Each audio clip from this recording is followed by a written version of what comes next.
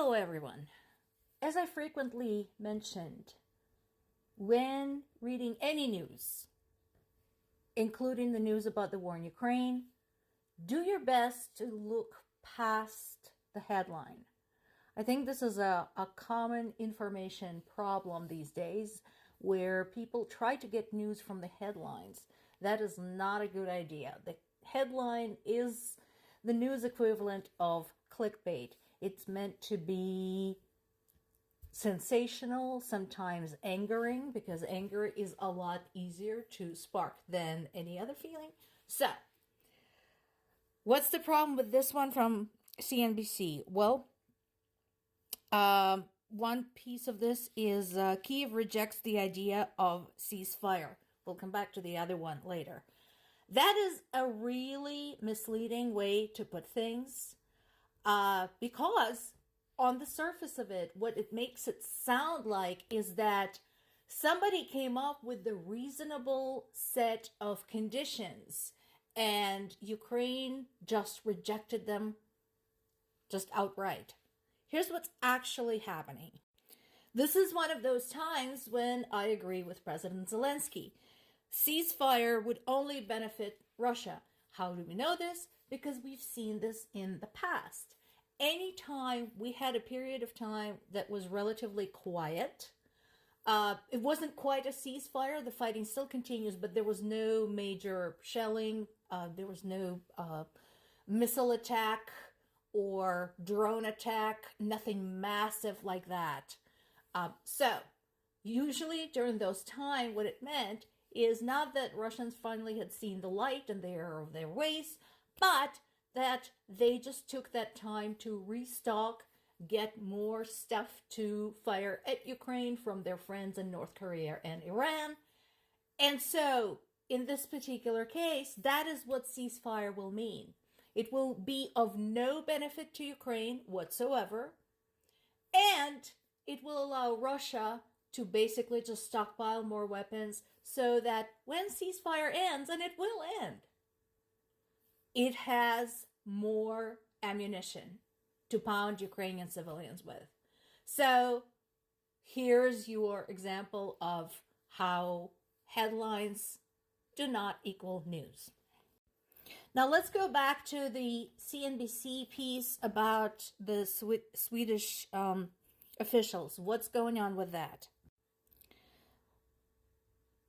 So, Civil Defense Minister Carl-Oskar Bolin told people in defense conference last weekend that there could be a war in Sweden. He's not wrong. And of course, there was a backlash. People are saying that he is trying to scare them. And I'm saying people are not scared enough. Sweden and Russia have a long and sordid history of conflict. And so this man speaks from the position of analysis and knowledge. This is, I think, what more government officials in various countries, especially those up close and personal to Russia and Ukraine, this is what more of them should be saying. And coincidentally, this is what a lot of us, originally from Ukraine and people who are still living in Ukraine, wish that Zelensky said more of before the war. Because, where are we right now? We're in January. So, 2 years ago, in January of 2022, Zelensky said that instead of preparing for a war, we should be preparing for a spring break and barbecues, etc., etc. And instead of paying attention to Russian troops and equipment mounting at Ukrainian border, he was busy gallivanting at a ski resort somewhere. So, what this man says is worth listening to. And people should be scared, and they should consider the global implications of the war in Ukraine. I need to look more into this one and basically talk to my fellow news analysts around the world to figure out what this means. So there was a bill placed before the Ukrainian parliament that was basically aimed at getting more soldiers. There was a age expansion for military service. Now, that bill was met with a lot of criticism from the public, and this being an election year in Ukraine, just like it is in the US and in Russia, they decided to not debate it at this time. That said, I think I'm surprised that Ukrainian public is rejecting the bill, because while Ukraine has been doing amazingly well with its existing army, that doesn't mean that Ukrainian soldiers are invincible. How do I know this?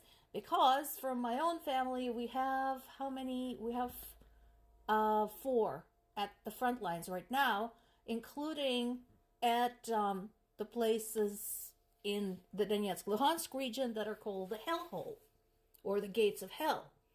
So, soldiers do need time off. You can't just keep them in the trenches indefinitely. Some of them need medical attention, okay? If you don't want your army to collapse, you have to rotate it. You have to establish a time off schedule. We have a war on. And the only way to do that is to have more reserves. So, like I said, I'll poke around some more on this particular piece. Hopefully more to come. The last but not the least, this is to answer to anyone on this channel who commented, nobody cares about Ukraine, or why do we even want to talk about this, etc., etc. This is why. This is not coming from Ukraine.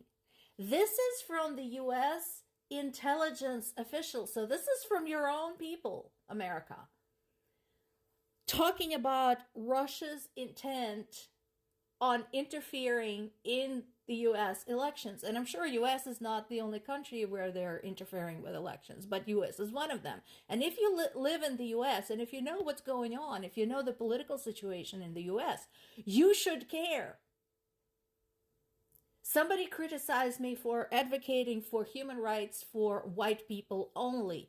First of all, that is a lie. Second, I encourage you, first of all, to look at the impact the war in Ukraine is having on people in Africa, but also, if Russia is allowed to interfere with the US elections, guess who's going to get their votes not counted? Who is always at risk? Marginalized groups, and that includes people of color. So, if you do care about human rights of people of all colors, if you do care if your vote counts in the upcoming US election, maybe you should consider caring about what's going on in Ukraine.